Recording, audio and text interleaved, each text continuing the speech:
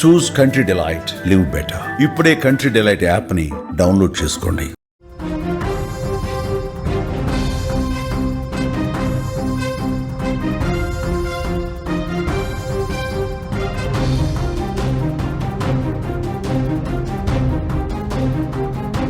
స్వాతి హత్యలో బయటపడుతున్న కీలక విషయాలు.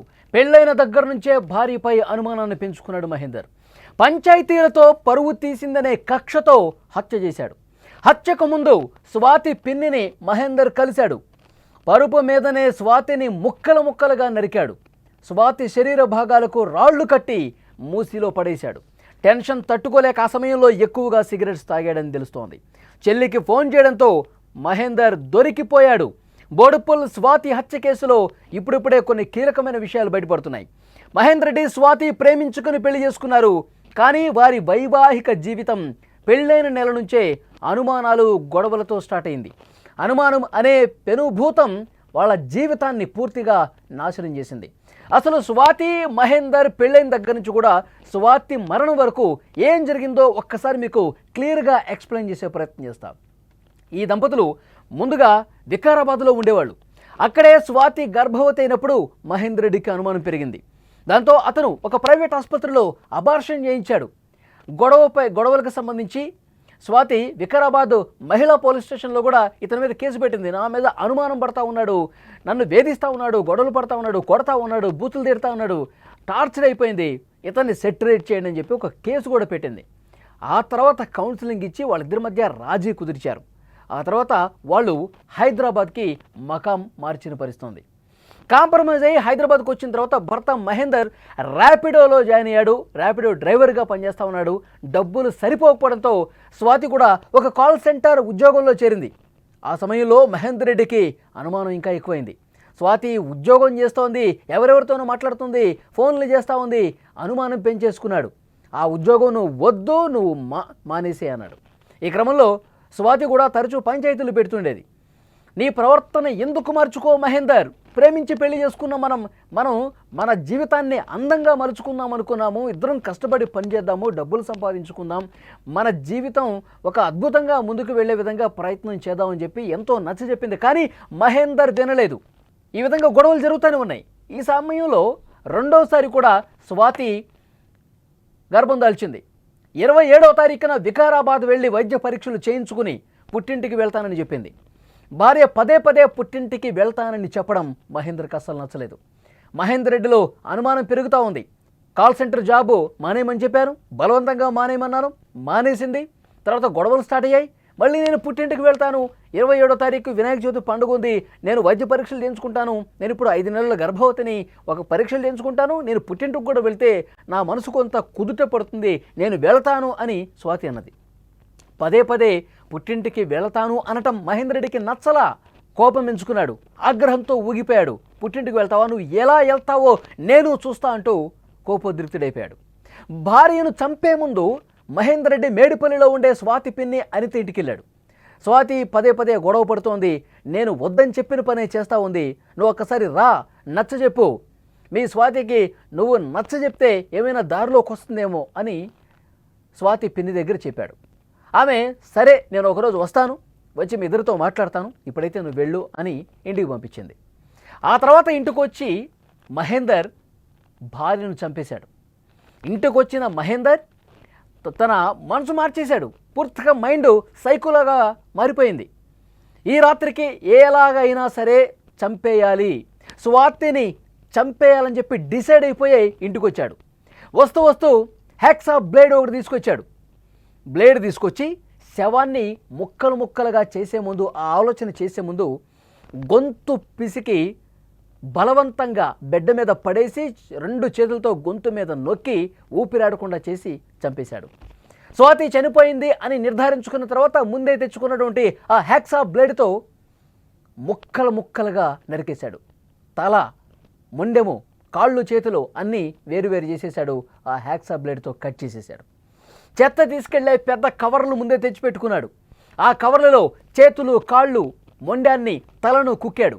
ఆ కట్ చేసే సమయంలో కూడా ఒక బెడ్షీట్ మీద సౌండ్ రాకుండా, కట్ చేసేటప్పుడు ఎక్కడ సౌండ్ వస్తుందనే ఉద్దేశంతో బెడ్ మీద ఆ శరీర భాగాల్ని కట్ చేశాడు. తర్వాత నల్లటి కవర్లలో వాటన్నిటిని కుక్కేసినటువంటి పరిస్థితి ఉంది. మేడ మీదకి వెళ్ళాడు, ఒక రాయి తెచ్చాడు, ఒక ఇటుకు రాయి తీసుకొచ్చి తలకి జత చేసి దాన్ని తాడుతో కట్టి నల్లటి కవర్లో ప్యాక్ చేశాడు. ఎందుకంటే రాయి బరువైనటువంటి ఒక వస్తువుతో నదిలో పడేస్తే, వాటర్లో పడేస్తే అడుక్కంటే వెళ్ళిపోతుంది, మళ్ళీ తేలవు, నేను ఎక్కడా దొరకను, నేను తప్పించుకోగలుగుతాను ఈజీగా, అది మృతదేహం కనిపించకపోతాయని చెప్పి ప్లాన్ వేశాడు. నదిలో తేలకూడదు శవాలు, శరీర భాగాలు, కాబట్టి బరువైన వస్తువును తాడుతో కట్టేసి వాటర్లో పడేద్దాం అనుకున్నాడు. అట్లాగే ఇటుకురాయి తీసుకొచ్చి తలకు కట్టాడు. తర్వాత ఒక 10 కేజీల బరువు ఉన్నటువంటి రాయిని తీసుకొచ్చి కాళ్ళు చేతులు ఉన్నటువంటి బ్యాగులో కట్టేసి పెట్టాడు. వరుసగా 2 సార్లు వెళ్ళాడు. మూసీ నదికి వెళ్ళి ప్రతాపసింగారం రోడ్లో అక్కడ పడేశాడు. 2 సార్లు తిరిగాడు. కట్ చేసిన తర్వాత ఒక్కసారి పాండబ్బా దగ్గరికి వచ్చాడు. సిగరెట్ల మీద సిగరెట్లు, టెన్షన్ తట్టుకోలేక సిగరెట్లు తాగినటువంటి విజువల్స్ కూడా బయటకు వస్తామని అతను ఆ నల్లటి కవర్లలో మూసీ నదిలో పడేయటానికి రాత్రి సమయంలో వెళ్ళినటువంటి దృశ్యాలు కూడా సీసీ ఫుటేజ్, ఆ సీసీ కెమెరాలో రికార్డ్ అయినటువంటి దృశ్యాలను కూడా పోలీసులు తీసుకున్నారు.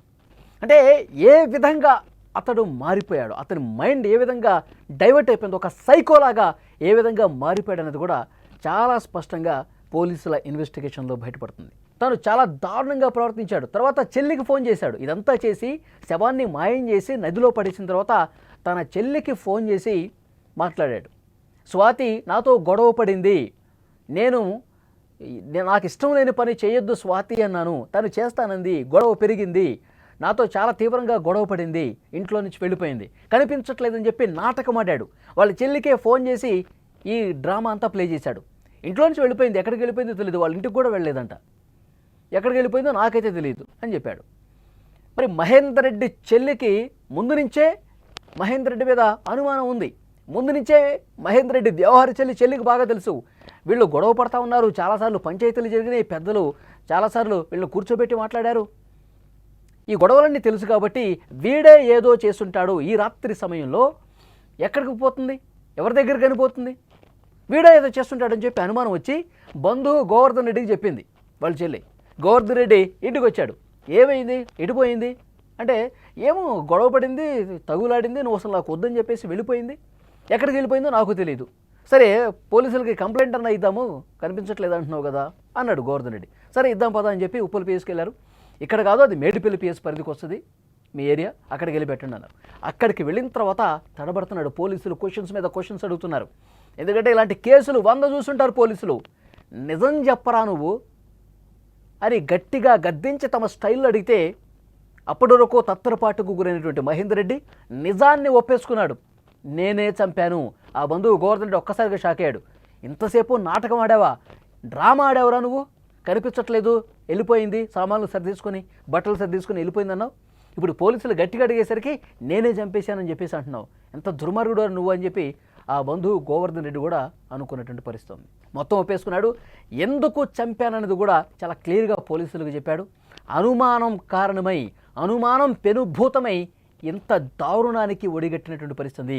ఒక సైకోలాగా, ఒక క్రిమినల్ లాగా బిహేవ్ చేసి చంపేశాడు దారుణంగా. ముక్కలు ముక్కలుగా కట్ చేసి మూసీ నదిలో పడేశానని కూడా చెప్పాడు. రాళ్లు కట్టి ఆ నల్లటి కవర్లను మూసీలో వేశానని చెప్పాడు.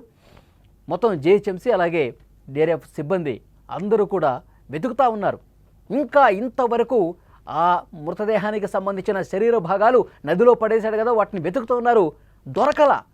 ఎందుకంటే వాటర్ ఫ్లోటింగ్ ఎక్కువవుతుంది. ఈ మధ్యకాలంలో బాగా వర్షాలు పడ్డ నేపథ్యంలో, వరద ఉన్న నేపథ్యంలో ఆ వాటరు వేగంగా ప్రవహించడం కారణంగా వెతకడానికి ఇబ్బంది ఏర్పడుతుంది. ఇంతవరకు దొరకలా.